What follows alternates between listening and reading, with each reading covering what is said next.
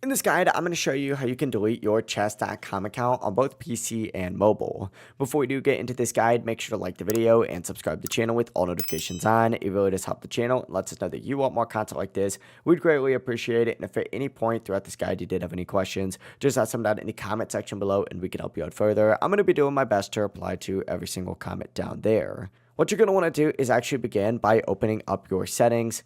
How you get to this is a little bit different depending on your device. It may just be down in this bottom left corner, or you may have to open up more first and then go into your settings. But essentially, open up the little settings here, hit all settings, and then once you are in your settings, go ahead and select account on this left-hand sidebar. Once you're on this page, scroll down and you're going to see a tab on here that says close your account. Go ahead and click on this option and then follow the on-screen steps to permanently close your account. It really is as simple as that. It's just opening up your settings, go to account, and then come in here on both of your devices, whether it's PC or mobile. But once you do this, your account will be deleted on both PC and mobile for chess.com.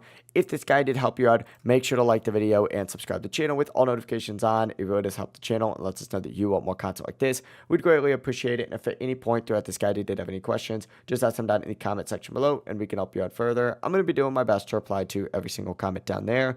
Have a great rest of your day though. Peace.